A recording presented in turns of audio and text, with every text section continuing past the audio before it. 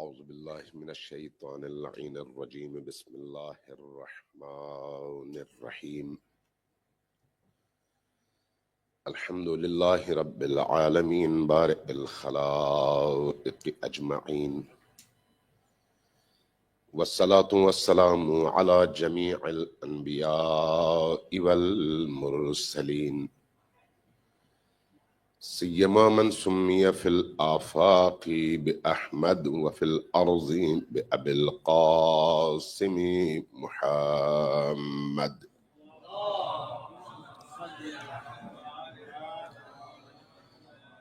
والصلاة والسلام على أولاده الطيبين الطاهرين المعصومين الميامين واللعنة الدائمة على أعدائهم أجمعين من يوم عداوتهم إلى قيام يوم الدين. أما بعد فقد قال الله تبارك وتعالى في كتابه المجيد وهو أصدق القائلين وقوله الحق. بسم الله الرحمن الرحيم. اليوم أكملت لكم دينكم وأتممت عليكم نعمتي ورضيت لكم الإسلام دينا. صلوات بر محمد و آل محمد.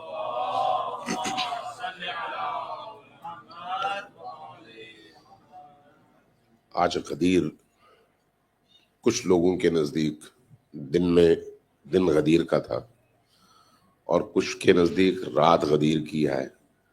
غدیر سب کا. جب غدیر کی رات اور غدیر کا دن ہے تو پھر چہرے بھی اسی حساب سے کھلے ہوئے ہونے چاہیے، مزاجوں میں بھی اسی حساب سے نور، لذت، بیداری اور شوق نظر آنا چاہیے. ابھی آپ کو میں دیکھ رہا ہوں تو لگتا ہے جیسے کسی عزاداری کی مجلس میں بیٹھے ہوئے ہیں. یہ عزاداری کی مجلس نہیں ہے، یہ وہ دن اور وہ رات ہے جو تاریخ انسانیت میں سب سے عظیم دن اور عظیم رات ہے. تاریخ انسانیت اس کی فضیلتوں کی گہرائیوں تک پہنچنا آسان نہیں ہے، اس لیے اس کو نارمل نہ لیں. ذرا اپنے چہرے کے تبسم سے، اپنے ایکٹ سے، اپنے جذبات سے اظہار کریں کہ آج واقعی ہم سب کے لیے حقیقی معنوں میں عید اللہ الاکبر کا دن ہے. عید اللہ الاکبر. میں صرف اتنی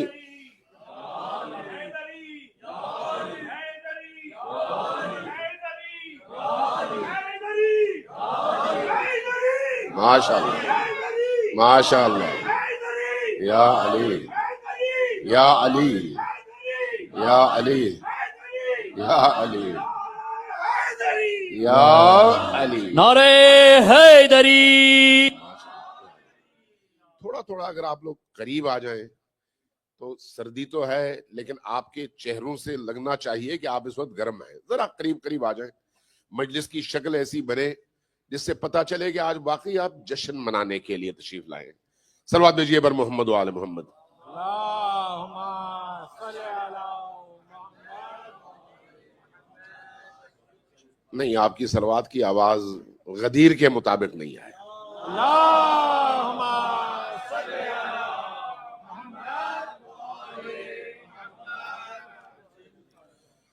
یہ خطابت کے جملے نہیں ہیں، یہ کائنات کی حقیقت ہے کہ غدیر کو معصومین کی زبان سے عید اللہ الاکبر قرار دیا گیا ہے. یہ کوئی خطابت نہیں ہے کہ آپ فلان خطیب نے بڑے اچھے جملوں میں غدیر کو خراج تحسین پیش کیا. نہیں، خطابت میں تصورات اور خیالات ہوتے ہیں اور قرآن اور حدیث میں کائنات کی حقیقتیں ہوتی ہیں. اور یہ کائنات کی وہ حقیقت ہے جس کو نبی اور آل نبی نے بیان فرمایا کہ جتنی بھی عیدیں ادیان میں موجود ہیں، چاہے جتنے بھی ادیان آسمان سے آئے، ان تمام ادیان میں جتنی عیدوں کا تذکرہ ہے حتیٰ قرآن کریم، اور اس کے بعد پھر جو دین اسلام کے طور پر اللہ نے جس کو قبول کیا، اس دین میں جتنی عیدیں آئی ہیں، ان تمام عیدوں اور اعیاد کے درمیان اگر کسی دن کو سردار قرار دیا گیا اور کسی دن کو ان تمام عیدوں کی بنیاد قرار دیا گیا، اگر کوئی دن ایسا ہے جو ان عیدوں کی زندگی اور حفاظت کی ذمہ دار ہے، تو وہ دن ہے جس کو ہم یوم الغدیر کہتے ہیں۔ اگر یوم غدیر نہ ہو تو پھر قربانی بھی نہیں آئے، اگر یوم الغدیر نہ ہو تو پھر عید الفطر بھی نہیں آئے، اگر یوم الغدیر نہ ہو تو کوئی اور عید معنی نہیں رکھتا، اس لیے کہ ان تمام عیدوں کو اگر کوئی عید کا دن معنی بخشتا ہے تو وہ غدیر کا دن ہے، اس لیے اس دن کی قدر و قیمت ہے، قدر و قیمت، لہذا اس دن کو منانے کا حکم ہے۔ اسی لیے لہذا کہا گیا ہے کہ اس دن کو پورے یقین کے ساتھ، ایمان کے ساتھ، اہتمام کے ساتھ، توجہ کے ساتھ، عشق کے ساتھ اور اپنی پوری مودت کے ساتھ مناؤ، اس طرح کہ تمہارے ہر عمل سے لگے کہ تم علی کے موالی ہو، تم علی کے بندے ہو، تم علی کے غلام ہو، تم علی کے فالوور ہو، تمہارے عمل میں علی نظر آئے، تمہارے جشن میں علی کی محبت متجلی نظر آئے، پتہ چلے کہ یہ علی کی محفل ہے اور علی کے چاہنے والوں کی محفل ہے۔ صلوات بھیجیے بر محمد و آل محمد۔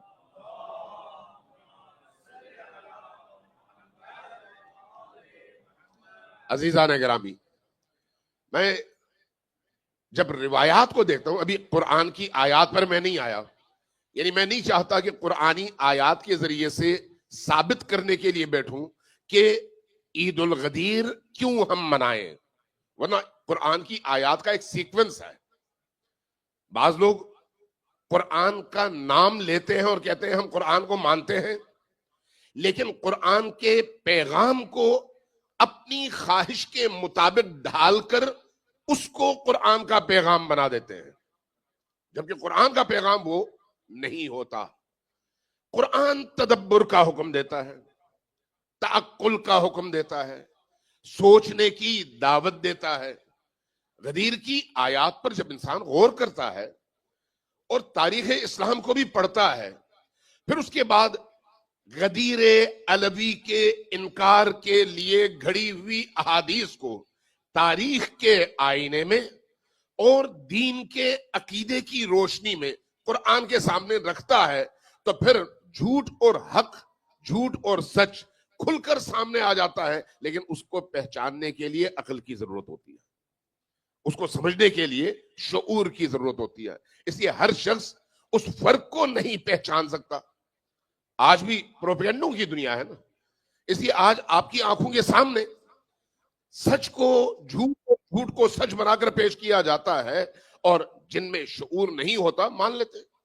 آج بھی میڈیا کا دور ہے، ہر دور میں میڈیا نے اپنا اثر دکھایا ہے، لیکن کبھی وہ میڈیا آپ کے سوشل میڈیا کی شکل اختیار کرتا ہے، کبھی وہ میڈیا آپ کے ریڈیو اور ٹی وی اور اخبارات کی شکل اختیار کرتا ہے، کبھی وہ میڈیا ممبر کی شکل اختیار کرتا ہے، اور کبھی وہ میڈیا خطیب کی زبان بن جاتا ہے۔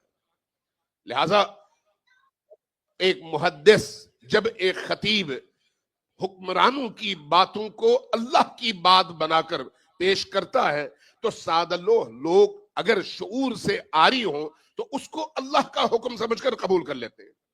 غدیر کے ساتھ یہی حال ہوا ہے، ورنہ غدیر شیعہ اور سنی کا مشترکہ موضوع ہے۔ غدیر تشیع اور تسنن کے درمیان متفق علیہ ایک ایسا واقعہ ہے جس کا ذکر، میں بڑے وثوق سے یہ بات کر رہا ہوں، غور سے سنیے گا۔ ہمارے ہاں روایات کو، احادیث کو پرکھنے کے طریقے ہوتے ہیں۔ ایک حدیث اگر اہل سنت کے ہاں ہے تو تشیع کے علماء اور محدثین دیکھیں گے کہ اس کی روایت میں درمیان میں جا کر کوئی جھوٹا تو نہیں تھا, کوئی کمزوری تو نہیں تھی. اپنی روایات میں بھی انہی چیزوں کا خیال رکھا جاتا ہے. غدیر کی روایت وہ روایت ہے جس کو تقریباً 120 طریقوں سے نقل کیا گیا ہے. آپ کو کوئی اور حدیث ایسی نہیں ملتی. یہ جو میں آپ سے عرض کر رہا ہوں یہ خطابی نقطہ نہیں ہے, دین اور اسلام کی ایک ایسی حقیقت ہے جس کی طرف مولویوں کو بھی متوجہ کرنے کی ضرورت ہے کہ غدیر کی روایت کو 120 طریقوں سے نقل کیا گیا ہے. 120 طریقوں کا کیا مطلب ہے؟ ایک راوی یہ ہے, ایک راوی یہ ہے, ایک راوی یہ ہے, ایک یہ ہے, ایک یہ ہے. 120 بندوں نے نقل کیا اور ہر بندے نے پیچھے جن سے نقل کیا وہ دوسروں سے مختلف ہے. یہاں تک کہ اینڈ میں جا کے جس سے نقل ہو رہا ہے وہ رسول کریم سے سننے کا دعویٰ کرتا ہے, کہتا ہے میں نے خود رسول کریم سے سنا. تو اس کا مطلب یہ ہے کہ 120 طریقوں سے وہ طرق, وہ سلسلہ سند جا کر رسول سے ملتا ہے اور 18 ذی الحج کی تاریخ سے ملتا ہے اور میدان خم سے اور غدیر خم سے ملتا ہے. 120 طریقے.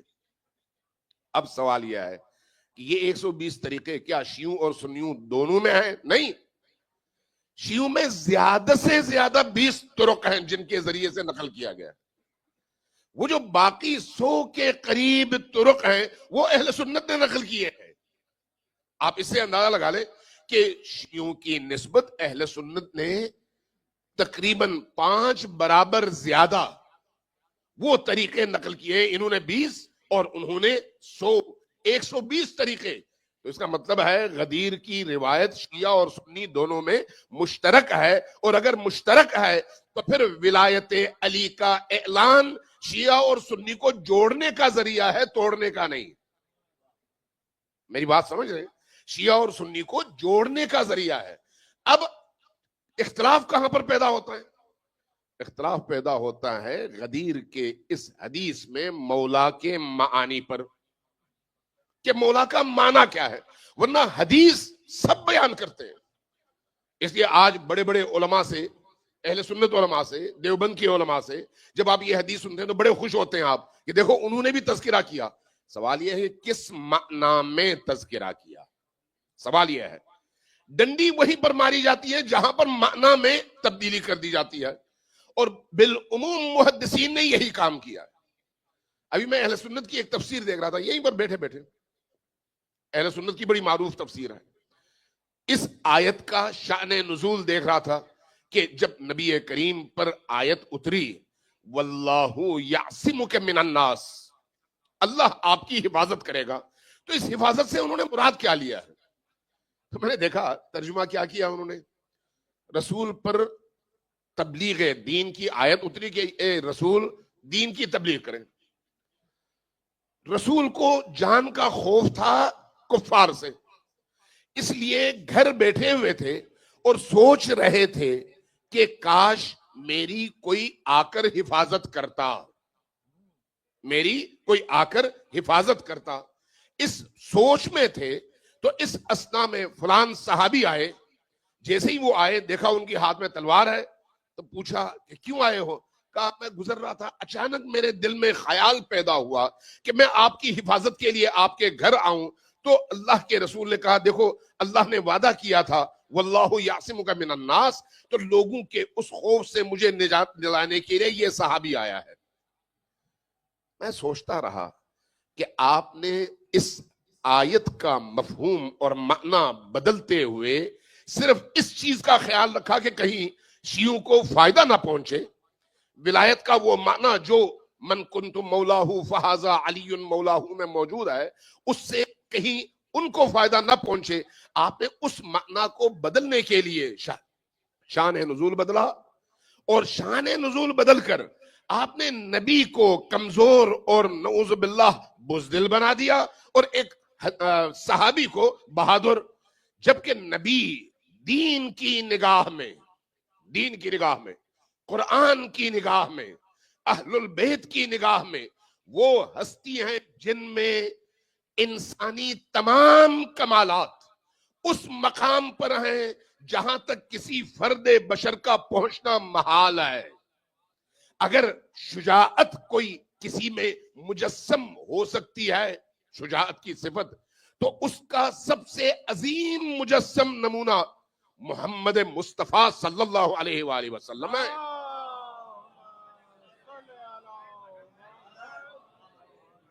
آپ نے اس مجسمے شجاعت کو آپ نے ایک ایسا انسان بنا دیا جو کمزور ہے اور جس کو اپنی جان کا خوف ہے. وہ نبی جو خود اس مقام پر ہے کہ امیر المؤمنین علی ابن ابی طالب یہ فرماتے ہیں کہ جنگوں میں جب دشمن کا حملہ اتنا زیادہ ہوتا تھا کہ وہ تہاجمی شکل اختیار کرتے، تو اصحاب کو جب کمزوری محسوس ہوتی تھی تو وہ فوراً آتے نبی کی پناہ لیتے تھے. نہیں ہے کہ نبی کو کسی کی پناہ کی ضرورت ہو. جو خود بہادر ہے نبی سے زیادہ، تو پھر تو نبوت اس کے پاس جانی چاہیے. پھر اس کو نبی بننے کا حق ہی نہیں ہے جو کمزور ہو اور جو بزدل ہو، جس کو اپنے جان کا خوف ہو. نبی کون ہے؟ نبی وہ ہے جو افضل البشر ہے، افضل البشر، اکمل البشر ہے، کامل ترین ہستی، اعظم البشر ہے، عظیم ترین بشر کا نمونہ.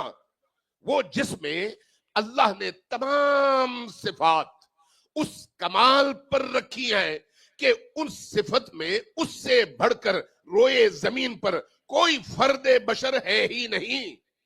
اگر ایسا نہ ہو تو وہ نبی کیسا؟ لیکن چونکہ علی سے بغض ہے، چونکہ علی کو وہ مقام دینا نہیں ہے، لہذا حدیث کا بھی معنی بدلو اور آیت کا بھی معنی بدل دو. اب ذرا خود اس کی انہی آیات کو ذرا دیکھیے. ایک دفعہ صلوات بھیجیے بر محمد و آل محمد. اللہم صلی علی محمد و آل محمد. آیت اترتی ہے یا ایھا الرسول بلغ ما انزل الیک من ربک. بہت سارے مفسرین ہیں جنہوں نے اس آیت کے شان نزول کو ذی الحج کے اسی حج کے آخری ایام میں نقل کیا ہے، اور بعض نے 18 ذی الحج کا بیان کیا ہے کہ اسی دن یہ آیت اتری ہے یا ایھا الرسول بلغ ما انزل الیک من ربک. جو کچھ آپ پر نازل ہوا ہے، جو آپ کو حکم دیا گیا ہے، وہ حکم پہنچائیے. بلغ ما انزل الیک من ربک. دین مکمل ہو چکا، نماز آ چکی، روزہ آ چکا، جہاد آ چکا، باقی تمام احکام آ چکے، حج کا عمل کمپلیٹ ہو چکا، دین اپنے احکام کے لحاظ سے کمپلیٹ ہو چکا. اب خوف کس چیز کا ہے؟ کہ میں جانے لگا ہوں، چونکہ یہ آخری سفر ہے. نبی کریم اب آخری سفر پہ ہیں اور کہہ بھی چکے ہیں کہ یہ میرا آخری حج ہے، اس کے بعد پھر میں تمہارے درمیان نہیں ہوں گا.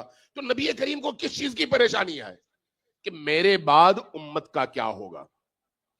اور اللہ تبارک و تعالیٰ کو بھی پتا ہے کہ اس امت کو ایک نگہبان کی ضرورت ہے. ولایت اور امامت اس دین کی نگہبانی کا نام ہے جو دین 1,24,000 انبیاء لے کر آئے اور جس کو نبی خاتم نے مکمل فرمایا. اس دین کی حفاظت کے ذمہ دار فرد کو ہم ولی کہتے ہیں، اس دین کے محافظ کو، اور اس دین کے محافظ کی ضرورت ہے. نبی کریم اس لیے پریشان ہے. اب یہ پریشانی طبیعی اور نیچرل ہے، لیکن نبی کریم کو ایک خدشہ ہے. وہ خدشہ کیوں ہے؟ اس لیے کہ وہ اپنے ارد گرد موجود لوگوں کی روحیات سے واقف ہیں، مزاجوں سے واقف ہیں، ان کی جاہلیت کے کارناموں سے واقف ہیں، ان کے اندر موجود کیفیات اور ان کی صفات سے واقف ہیں. انہیں ان کے باغیانہ مزاج کا علم ہے. یہ پتا ہے کہ کون مجبوراً مسلمان ہوا ہے اور کون شوق سے مسلمان ہوا ہے، کون قبیلے پر مؤثر ہے اور کتنا مؤثر ہے. یہ تمام چیزیں نبی کے سامنے. اور نبی کو یہ بھی معلوم ہے کہ نبی کا جو شخص بھائی ہے اور ایک ہی بھائی ہے، اور وہ ایسا ہے جو ہر ایک کی نگاہ میں کھٹکتا ہے، اس لیے کہ ان تمام لوگوں میں سے جو اسلام لائے ایک بڑی اکثریت ان لوگوں کی ہے جن کے بھائی، جن کا باپ، جن کا بیٹا عالم شرک اور عالم کفر میں اسی علی ابن ابی طالب کی تلوار کا نشانہ بنا ہے. اس لیے اس کے دل میں اس علی کے لیے ایک بغض موجود ہے. اب اگر آئندہ کی آنے والی اس ولایت اور خلافت کے لیے علی کا نام لیا جائے تو کہیں ایسا نہ ہو کہ کچھ لوگ آ کر بغاوت کریں، مخالفت کریں اور لوگوں کے ذہنوں کو خراب کریں. یہ اندیشہ ہے نبی کریم کو. چونکہ یہ اندیشہ ہے، اسی اندیشے کو سامنے رکھتے ہوئے ارشاد ہوتا ہے واللہ یعصمک من الناس، اللہ آپ کی حفاظت کرے گا، آپ یہ کام کر دیجئے. رسول کریم سب کو بلاتے ہیں. اب اہتمام بھی دیکھیے، یہ واقعہ تو سب نے بیان کیا، حتیٰ ابن تیمیہ جیسے وہابیوں کے یا وہابیت کے بانی نے بھی اس روایت کو صحیح مانا اور واقعہ اسی طرح سے نقل کیا کہ پیچھے سے آنے والوں کا انتظار کیا، آگے جانے والوں کو پیچھے بلایا، ممبر عظیم ممبر سجایا اتنا عظیم کہ دور سے نظر آئیں. لوگ چونکہ بہت بڑی تعداد میں تھے اس لیے مختلف جگہوں میں لوگوں کو بٹھایا کہ نبی جو کچھ کہتے ہیں تم تک آواز آئے گی، تم سننا اور وہیں سے ایک ایک جملہ اگلے لوگوں تک پہنچانا، ورنہ 1,00,000 لوگوں تک آواز پہنچانا ممکن تو نہیں تھا. آج کا لاؤڈ سپیکر تو موجود نہیں تھا، ساؤنڈ سسٹم تو موجود نہیں تھا. تو کیا ہوتا تھا، جو شخص بات کر رہا ہوتا جتنے فاصلے تک اس کی آواز پہنچتی وہاں پر کچھ لوگ کھڑے ہوتے، اس بات کو سنتے، اگلے لوگوں تک وہ پہنچاتے اور وہاں سے پھر اگلے لوگوں تک وہ پہنچاتے اور آخری بندے تک جب آواز اور پیغام پہنچ چکا ہوتا تو اس کے بعد خطیب اگلی بات کرتا. اس طرح سے سب تک پہنچے. نبی کریم نے اس لیے اونچا ممبر ترتیب دیا اور ترتیب دینے کے بعد اب نبی کریم کے اس خطبے کو آپ پڑھیے. خطبہ موجود ہے شیعوں کے ہاں بھی اور سنیوں کے ہاں بھی. حمد و ثنا کے بعد ایک جملہ ارشاد فرماتے ہیں، وہ جملہ بڑا عجیب ہے. الست اولا بکم من انفسکم، کیا میں تمہاری جانوں پر تم سے زیادہ اختیار رکھتا ہوں یا نہیں رکھتا؟ اولا، اولا یعنی ولی ہی سے ہے، مولا بھی اسی ولی سے ہے، ولایت بھی اسی ولی سے ہے. واو لام یہ اولا یعنی میں تم سے زیادہ ولایت رکھنے والا ہوں. الست اولا بکم من انفسکم، اس کا کیا مطلب ہے؟ اولا بکم من انفسکم، تم اپنی جانوں کے مالک ہو لیکن اس مالکیت کی ایک حد ہے، اس سے زیادہ نہیں ہو. آپ اور میں اپنے جسم کے مالک ہیں لیکن اس جسم کو حرام میں خرچ نہیں کر سکتے، وہاں پر ہماری مالکیت کی حدیں ختم ہو جاتی ہیں. ہم اپنے مال کے مالک ہیں لیکن اللہ کے حکم کے خلاف اس مال کو استعمال نہیں کر سکتے کیونکہ وہاں پر ہمارا اختیار اور ہماری مالکیت ختم ہو جاتی ہے. یعنی ہم مالک ہیں محدود، ایک حد تک، اس سے آگے ہم مالک نہیں ہیں.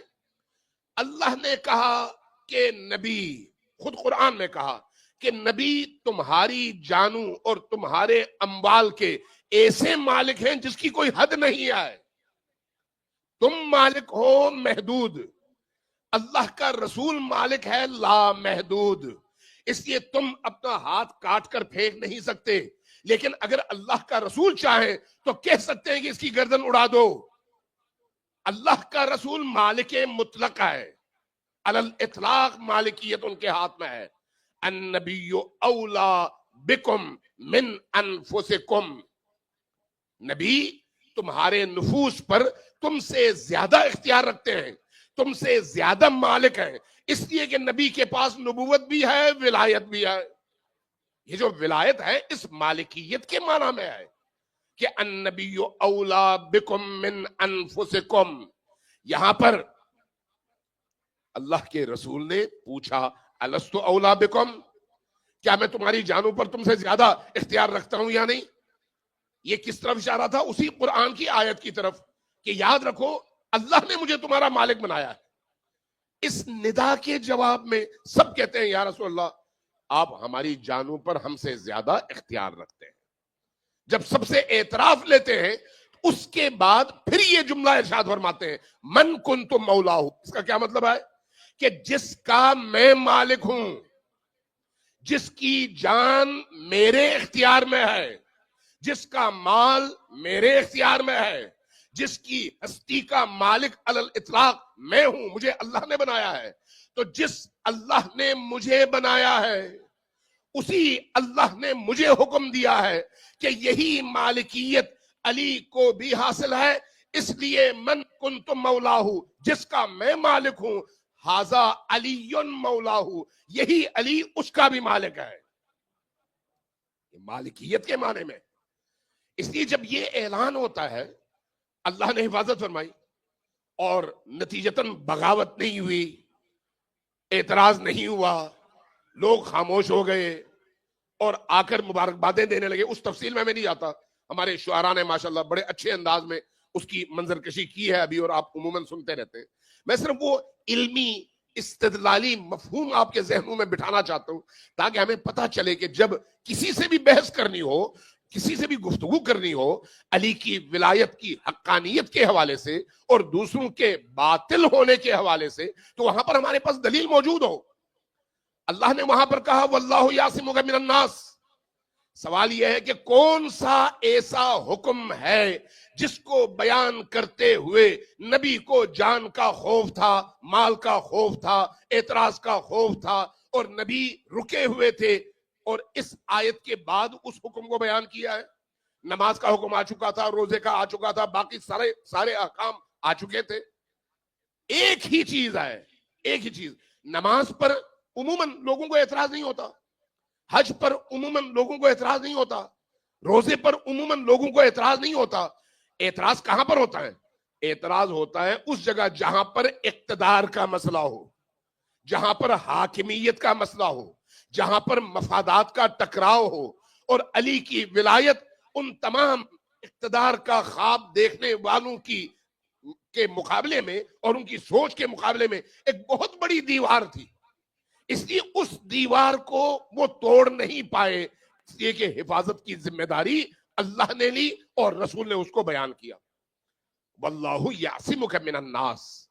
اس لیے فرمایا من کنت مولاہ فھذا علی مولاہ. اب وہ جو منظر بنا 3 دن وہاں پر رہے، 3 دن.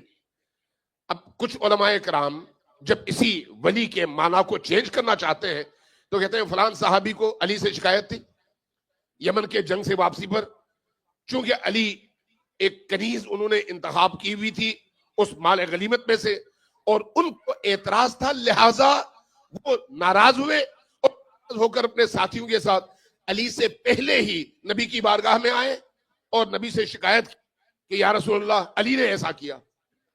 تو نبی کریم نے جواباً سب کو بٹھایا اور اس کے بعد کہا کہ علی میرا دوست ہے، جو مجھے دوست سمجھتا ہے وہ علی کو بھی دوست سمجھے. یہ اس کی توجیہ ہے. غدیر کی توجیہ یہ ہے. کیا عقل نہیں ہے، فہم نہیں ہے؟ ہم اتنے گئے گزرے ہیں کہ اتنی سی بھی سوچ ہمارے اندر گہرائی میں نہیں ہے کہ وہ رسول جنہوں نے 23 سال کا عرصہ گزارا اور شب و روز کی تاریکی میں بھی، روشنی میں بھی، تنہائیوں میں بھی اور مجمع میں بھی، جلوت میں بھی اور خلوت میں بھی، ابتدا سے انتہا تک جس شخصیت نے سایہ بن کر نبی کا ساتھ دیا اور جس شخصیت کو زندگی کے ہر موڑ پر نبی نے لوگوں کے سامنے اس طرح سے پیش کیا کہ گویا نبی کی زندگی کا حاصل وہ شخص ہے، نبی کی زندگی کا حاصل. اس لیے جب انصار اور مہاجرین کو ایک دوسرے کا بھائی بنایا گیا تو وہاں پر بھائی اگر نبی نے بنانا تھا تو کسی اور کو بنا لیتے، لیکن آخر میں علی کو بچا کے رکھا. اور پھر جب سب آپس میں بھائی بن گئے تو اس کے بعد فرمایا یہ علی میرا بھائی ہے دنیا میں بھی اور آخرت میں بھی، دنیا میں بھی اور آخرت میں بھی. تو یہ بھائی کا درجہ بلند ہے یا دوست کا؟ یہ تو بہت پہلے ہو چکا. بہت پہلے بھائی جب نبی کہیں، نبی کہ یہ میرا بھائی ہے، اگر وہ بیگانہ بھی ہو تو نبی کے جسم روح کا حصہ بن جاتا ہے۔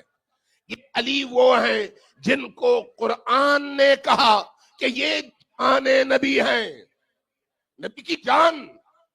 دوست تو بہت بات کی بات ہے بھائی، اتنی بات ہمیں سمجھ نہیں آتی کہ اللہ کے قرآن نے مباہلے کے موقع پر نصارہ کے سامنے جن آیتوں کے ذریعے سے علی کو خراج تحسین پیش کر کے، علی کے مقام کو بیان کر کے علی کو نفس رسول کہا، تو یہ نفس کیا ہے؟ یہ جان، روح، زندگی، یعنی نبی کی زندگی کا نام علی ہے، نبی کی جان کا نام علی ہے، نبی کے نفس کا نام علی ہے، یعنی نفس رسول علی ابن ابی طالب۔ تو ان تمام اعلانات کو سالہ سال گزر گئے، وہ قرآن روز لوگ پڑھتے ہیں، اور بالعموم جو لوگ غدیر کے میدان میں موجود ہیں وہ حافظان قرآن ہیں، ان سب کو پتا ہے کہ یہ اس آیت میں مراد کون ہے؟ علی، علی کے دونوں بیٹے، علی کی زوجہ، یعنی نبی کی جان، نبی کی اولاد، اور نساء نبی کے طور پر فاطمہ الزہرا سلام اللہ علیہا، یہی اس آیت کے بلا شریک مصداق ہیں، یہ سب کو معلوم ہے۔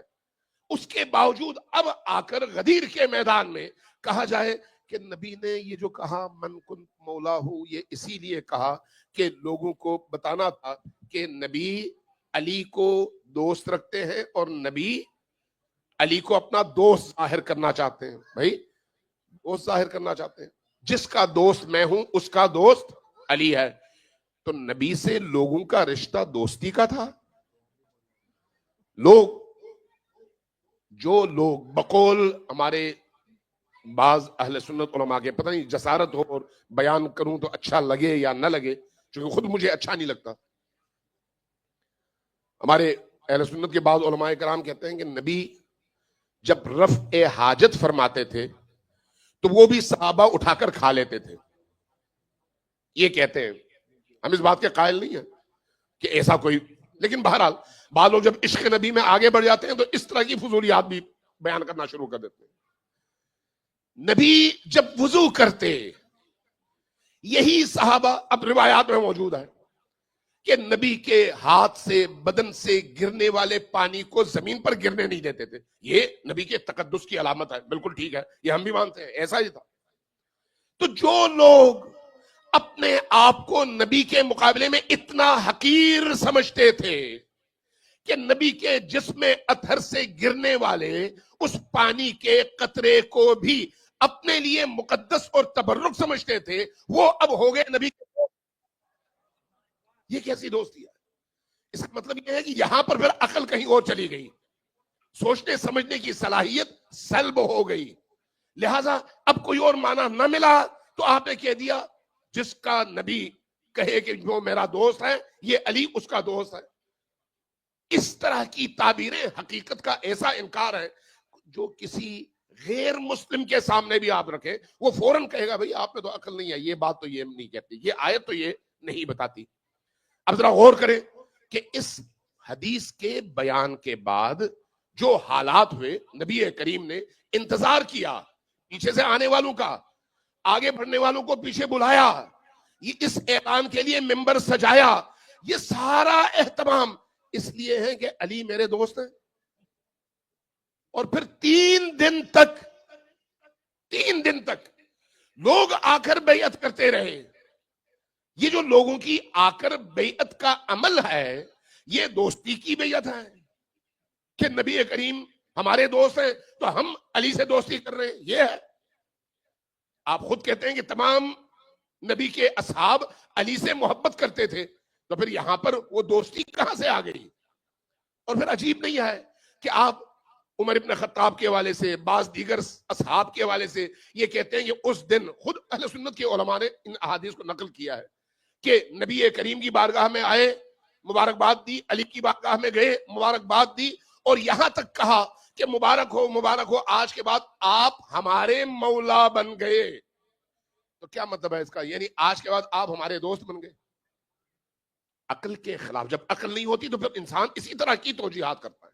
اب اس کے بعد کی آیات دیکھ لیں آپ. جب یہ عمل مکمل ہوا، 3 دن گزر گئے، بیعت کا عمل مکمل ہوا، اب لوگ جانے لگے.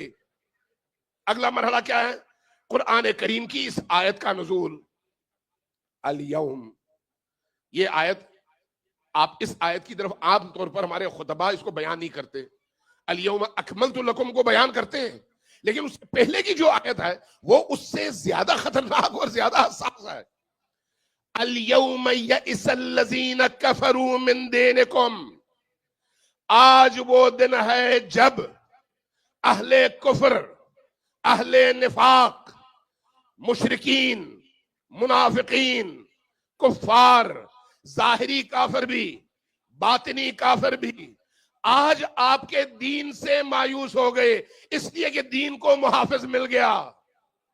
یہ قرآن کہتا ہے الیوم یئس الذین کفروا من دینکم، آج کفار آپ کے دین سے مایوس ہو گیا. اب جو اہل ایمان ہیں وہ کافروں سے نہ ڈرے، جو اہل ایمان ہیں منافقوں سے نہ ڈرے، جو اہل ایمان ہیں ظاہری مسلمان اور باطنی کافروں سے نہ ڈریں. یہ میں کسی خاص مقصد کے لیے یہ تعبیر حل کر رہا ہوں تاکہ بعد میں بتا سکوں کہ ظاہری کون ہے اور باطنی کون ہے، وہ بھی قرآن ہی سے بتاؤں گا. صلوات دیجیے بر محمد و آل محمد.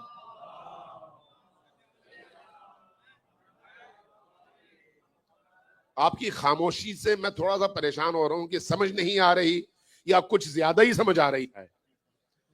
جن کو سمجھ آ رہی ہے وہ ذرا اونچی آواز سے صلوات بھیجیں بر محمد و آل محمد.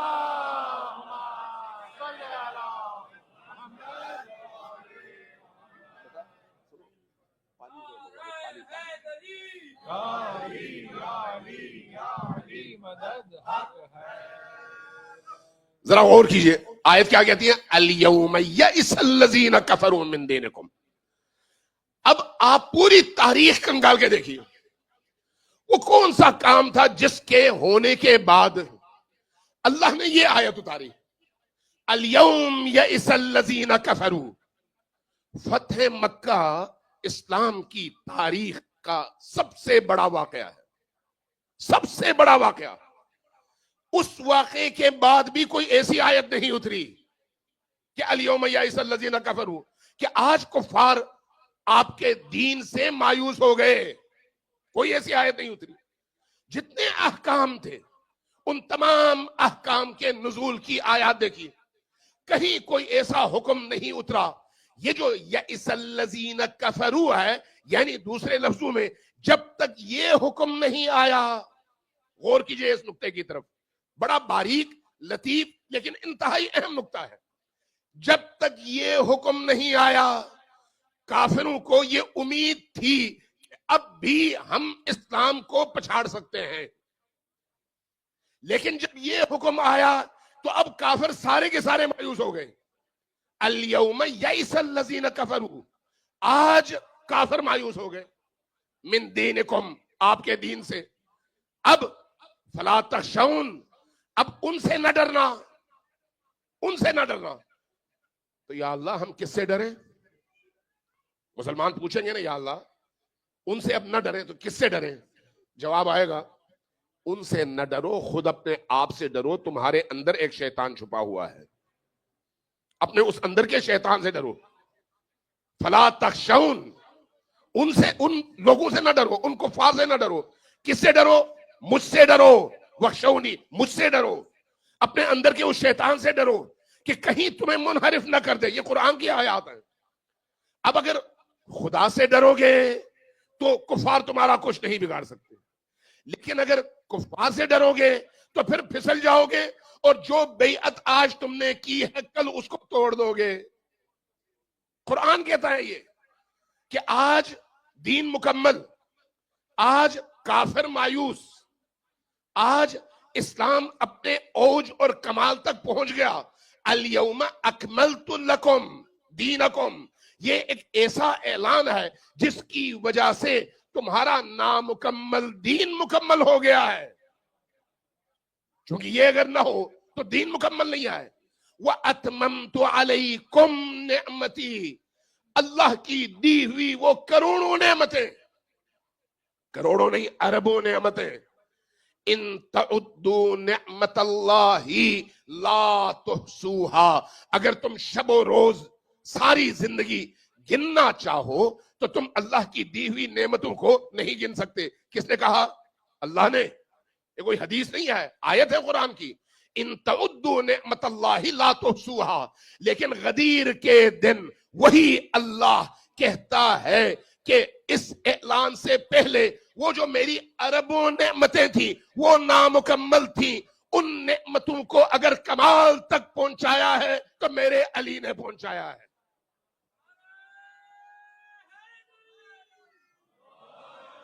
یہ جو اعلان ولایت علی ہے، اعلان غدیر ہے، ان تمام نعمتوں کے کمال اور ان تمام نعمتوں کے اتمام کا اعلان ہے۔ اليوم اکملت لکم دینکم واتممت علیکم نعمتی، تمہارا دین کامل ہو گیا اور تمہاری نعمتیں تمام ہو گئی، اس کے بعد کوئی اور نعمت باقی نہیں ہے، یہ آخری نعمت ہے اور سب سے بڑی نعمت ہے۔ اور اس نعمت کے آنے کے بعد اب جو اسلام ہے وہ اسلام میرے لیے قابل قبول ہے۔ وَرَضِيتُ لَكُمُ الْإِسْلَامَ دِينًا، اگر یہ نعمت نہ ہو تو وہ اسلام جو اس نعمت کے بغیر ہے وہ مجھے قبول نہیں ہے۔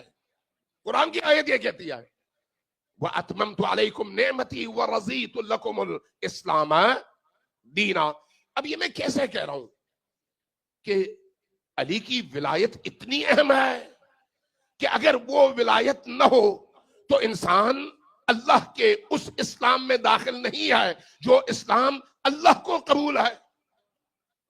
اسلام کی مختلف شکلیں ہیں، آج بھی آپ کے سامنے ہے، یہودی برینڈ اسلام، امریکی برینڈ اسلام، لبرلز کا برینڈڈ اسلام، سیکولرز کا برینڈڈ اسلام، ایسا بھی اسلام ہے جس میں عورت کو سامنے کھڑا کر کے پیچھے مرد حضرات نماز پڑھتے ہیں، ایسا بھی اسلام موجود ہے جہاں پر عورت اور مرد کی برابری کا نعرہ لگا کر عورتوں کا استحصال کیا جاتا ہے اور ان کی حیثیت، ان کا احترام اور ان کے مقام کو پامال کیا جاتا ہے اور اسلام کے نام پر پامال کیا جاتا ہے۔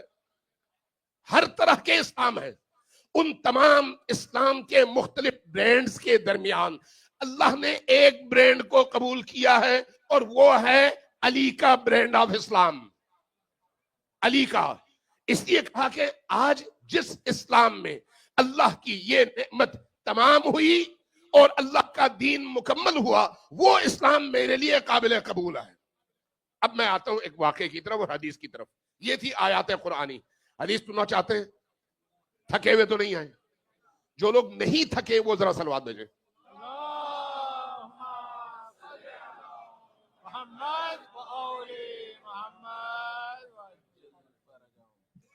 جو لوگ تھکے ہوئے ہیں وہ ذرا صلوات بھیجیں۔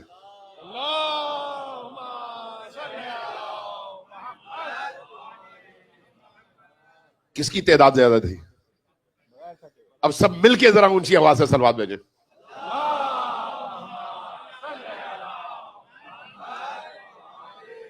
عزیزان گرامی، یہ غدیر ہے، عید اللہ الاکبر۔ ابھی میں بعد میں اگر ٹائم بچا تو آپ کو احادیث سناؤں گا تاکہ پتہ چلے کہ یہ کیسا دن ہے۔ امام صادق علیہ السلام کی بارگاہ میں ایک صحابی آیا، اللہم صلی علی محمد، عرض کیا آیا کہاں سے؟ دربار سے۔ دربار میں کام کرتا تھا اور امام کے حکم اور اجازت سے کام کرتا تھا، کیونکہ آپ کو معلوم ہے کہ امامت کے اس نظام اور تصور میں جو بھی حاکم وقت ہے وہ طاغوت ہے، اگر امامت سے ہم آہنگ نہیں ہے، اگر امامت اور ولایت سے ہم آہنگ نہیں ہے تو وہ طاغوت ہے۔ اور طاغوت کا حکم قرآن میں کیا ہے؟ فَاجْتَنِبُوا الطَّاغُوتَ، طاغوت سے اجتناب کرو۔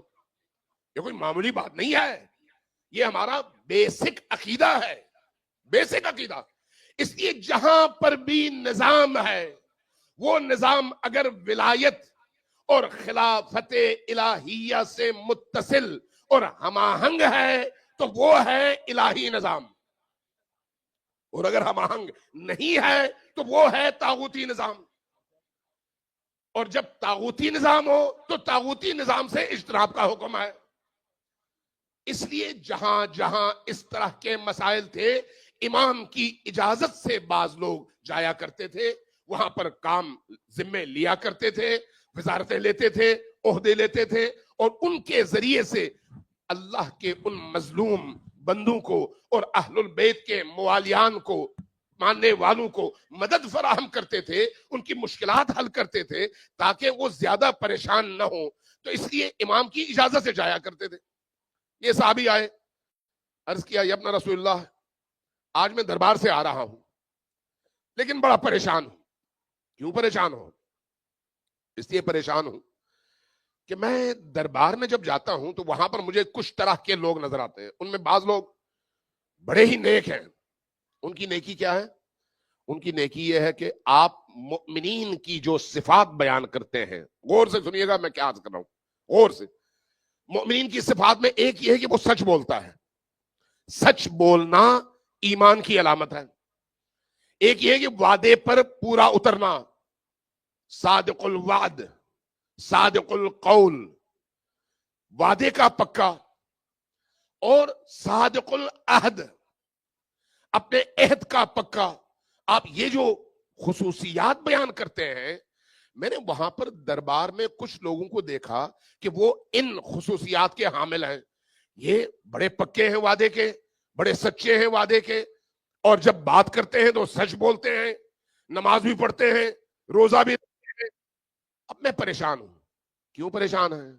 اس لیے پریشان ہوں کہ جب میں آپ کے ماننے والوں کو دیکھتا ہوں بعض اوقات معاشرے کے اندر، تو ان میں بعض لوگ جھوٹ بولتے ہیں، بعض لوگ اپنے وعدے پر عمل نہیں کرتے، بعض لوگ دوسروں کو تنگ کرتے ہیں اور ظلم کرتے ہیں، ان صفات ایمانی سے محروم ہیں. میں اس بات پر پریشان ہوں کہ یہ اپنے ان تمام برائیوں کے باوجود جنت جائیں گے اور وہ اپنی ان تمام اچھائیوں کے باوجود جہنم جائیں گے. یہ کیسے ہو سکتا ہے؟ کیا یہ خلاف قرآن نہیں ہے؟ جب یہ سوال کیا، سوال تو سمجھ آتا ہے نا کہ بھئی سوال تو جینون ہے. جب یہ سوال کیا، روایت کہتی ہے کہ امام صادق علیہ السلام کے چہرے کا رنگ تبدیل ہوا، متغیر چہرے کے ساتھ آپ نے فرمایا کہ ہاں ایسا ہی ہے، وہ جہنم جائیں گے، یہ جنت جائیں گے. اب ششدر رہ گئے، یہ اپنا رسول اللہ آپ نے کہا، میں نے مان لیا، لیکن اس کی کوئی قرآنی دلیل بھی ہے؟ میں آپ کو لا رہا ہوں اس قول کی طرف، امیر المؤمنین کی ولایت. کوئی قرآنی دلیل بھی ہے؟ فرمایا کہ ہاں ہے. بیان فرمائیے. آپ نے آیت الکرسی کے آخری 2 آیتوں کو پڑھنا شروع کیا اور فرمایا کہ پڑھو اللہ ولی الذین، پڑھے میرے ساتھ، اللہ ولی الذین آمنو. کیا ترجمہ ہے اس کا؟ اللہ ولی ہے ان لوگوں کا جو ایمان لائے. جن کا اللہ ولی بنتا ہے ان کے ایمان لانے کے بعد اللہ ان کے ساتھ کیا کرتا ہے؟ یخرجہم، انہیں نکالتا ہے. کہاں سے؟ من الظلمات، ظلمت اور تاریکی سے. وہ ظلمت اور تاریکی کیا ہے؟ کفر. وہاں سے نکالتا ہے اور کہاں ڈال دیتا ہے؟ الی النور، نور میں ڈال دیتا ہے. یہ آیت کس کے بارے میں ہے؟ کہا کہ ان کافروں کے بارے میں جو ایمان لائے اور اللہ نے انہیں نور ایمان میں داخل کیا. اگلی آیت کیا ہے؟ والذین کفروا، جن لوگوں نے کفر کیا. ان کے اولیاء کون ہیں؟ مومنین کے اولیاء اولیاء نہیں ہیں، ایک ہی ولی ہے، وہ ہے اللہ کی ذات.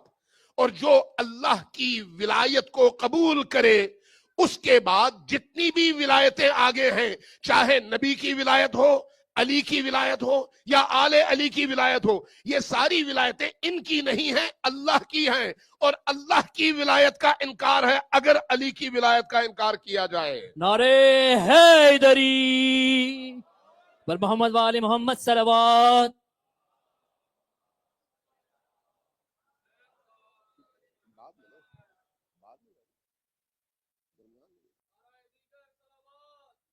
تھوڑا سا مکمل کر لینا اس کے بعد. آگے فرمایا کہ اگلی آیت ذرا پڑھو. اس نے پڑھنا شروع کیا والذین کفروا اولیاءہم الطاغوت, جنہوں نے کفر کیا ان کے اولیاء ہیں اور وہ سارے کے سارے طاغوت ہیں. کسی کا ولی اس کی خواہشات ہیں, کسی کا ولی اس کا افسر ہے, کسی کا ولی وقت کا حکمران ہے, لیکن طاغوت ہیں سارے کے سارے.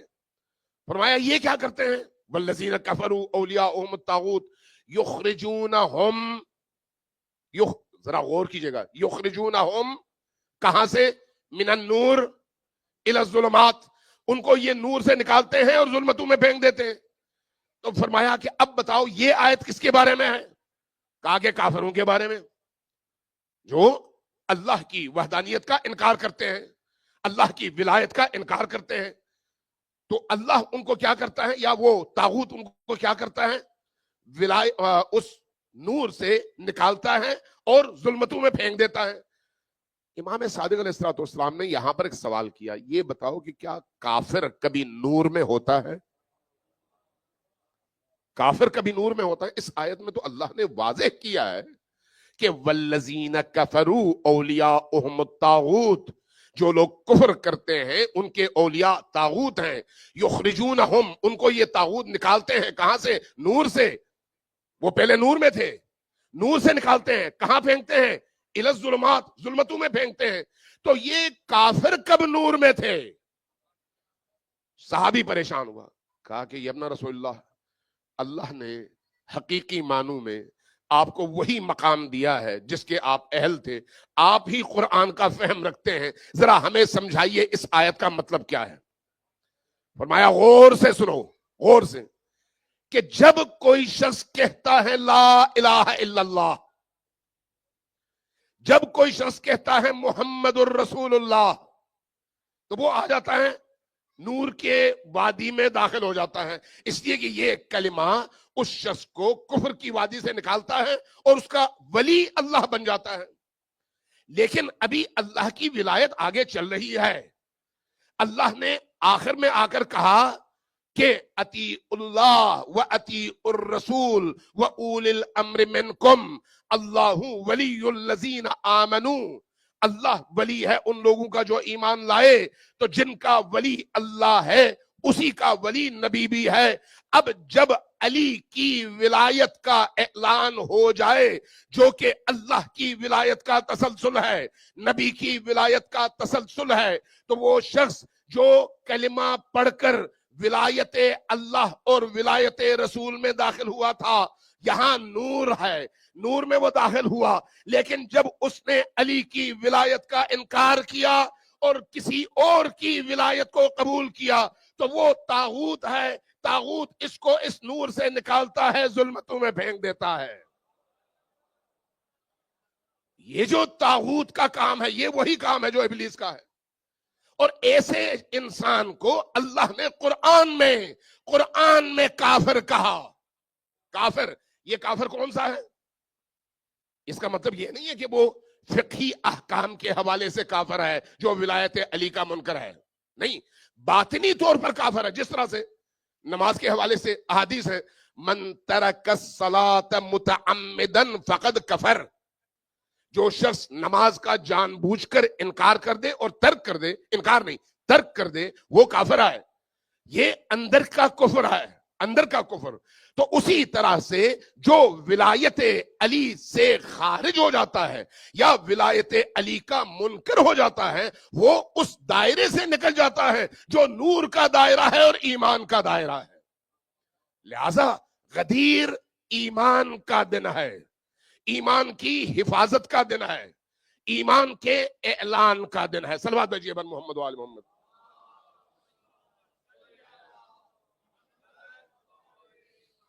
ہماری کمیٹی کے دوستوں نے آپ سے بات کرنی ہے, تو میں اس سے پہلے اگر اجازت دیں تو چند باتیں میں اور ان کے لیے ذرا گراؤنڈ بھی بنا دوں. صلوات بھیجیے بر محمد و آل محمد.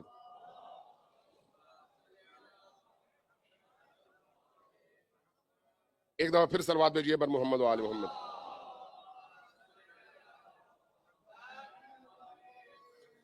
میں اب آپ کو امام رضا علیہ الصلوۃ والسلام کی ایک روایت پڑھ دوں, جو ایک دفعہ پھر ذرا اونچی آواز سے صلوات بھیجیں.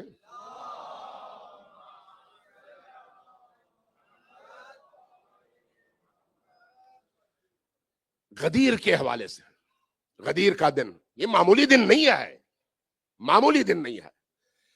امام رضا علیہ الصلوۃ والسلام نے غدیر کے دن کو تشبیہ دی، فرمایا ذرا اونچی آواز سے صلوات بھیجیں.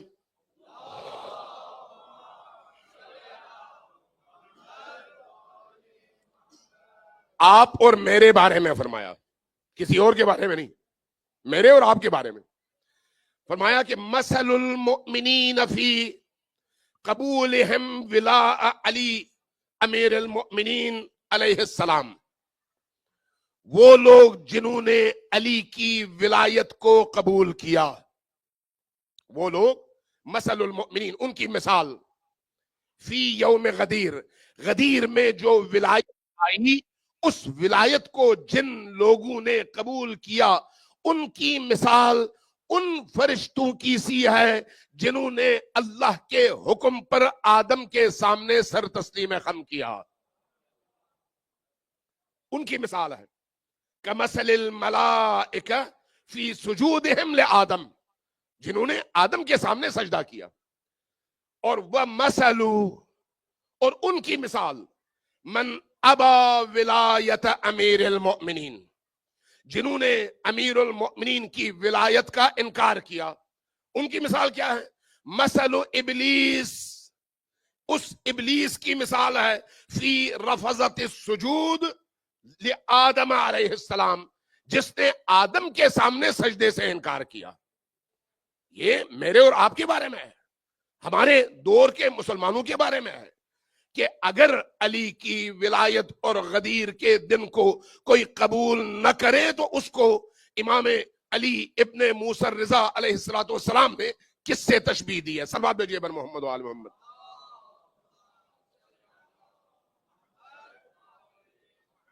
دوسری حدیث امام صادق علیہ السلام کی ہے، اور یہ بھی بڑی ہی عجیب حدیث ہے. فرمایا واللہ، خدا کی قسم، لو عرف الناس فضل هذا اليوم، اگر لوگ اس دن کی قدر و قیمت پہچان لیتے، اگر اس دن کی قدر و قیمت پہچان لیتے، بحقیقت ہی، اس کی حقیقت کا ادراک کر لیتے، لصافحتہم الملائکہ فی کل یوم 10 مرات، تو ان لوگوں سے فرشتے آتے ہر روز 10 بار مصافحہ کرتے، ہر روز 10 بار مصافحہ کرتے. یعنی یہ دن ایسا دن ہے.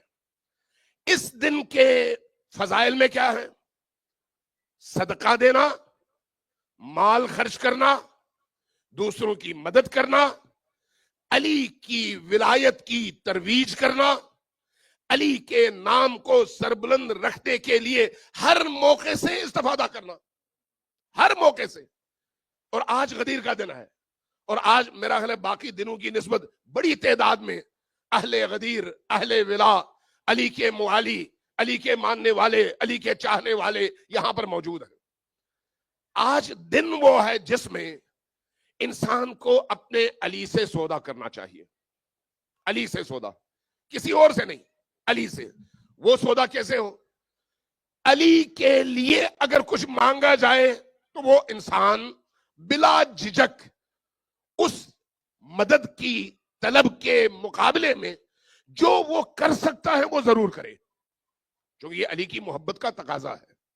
یہ میں کہیں آپ کا جذباتی استحصال نہیں کر رہا، یہ میں آپ کو احادیث نبوی اور احادیث علوی اور احادیث اہل البیت کی روشنی میں وہ آداب بتا رہا ہوں جو آج کے دن کے حوالے سے ہیں.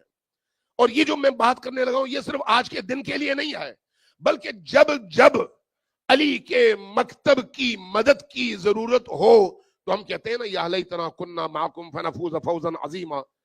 تو اس کی ادنا ترین مثال دین کی ایسی مدد ہے جس میں جان تو نہ جائے لیکن مال خرچ ہو.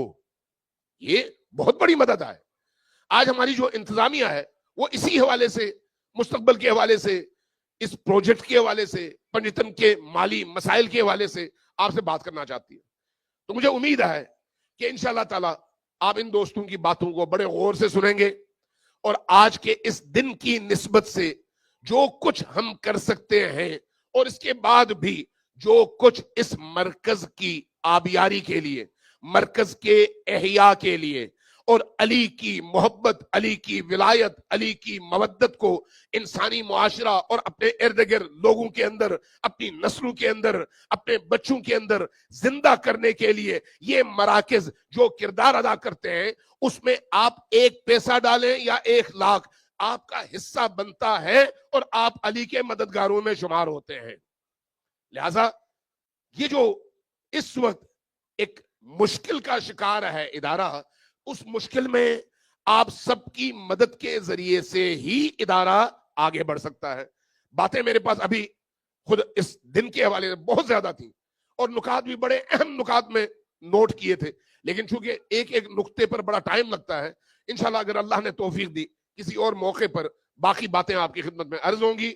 मुझे यकीन है कि आज के इस गदीरी माहौल में हमारी रूहें गदीर वालों से जुड़ चुकी होंगी और हमारे जहन पर, हमारे वजूद पर, हमारी रूह पर अली हकीकी हाकिम बनेंगे और हम अली की विलायत के साए में सरबुलंदी के साथ आज के जमाने के हर तागूत के मुकाबले में अपनी पूरी ताकत के साथ खड़े रहेंगे और अली के दीन, मकतब और मरकज को, उसकी आबियारी को अपनी जिंदगी का हदफ समझेंगे। वस्सलामु अलैकुम वरहमतुल्लाहि वबरकातुहू। सलवात भेजिए बर मोहम्मद वाले मोहम्मद। अल्लाहुम्मा सल्ली अला मुहम्मद व आले मोहम्मद वअज्जिल फरजहुम।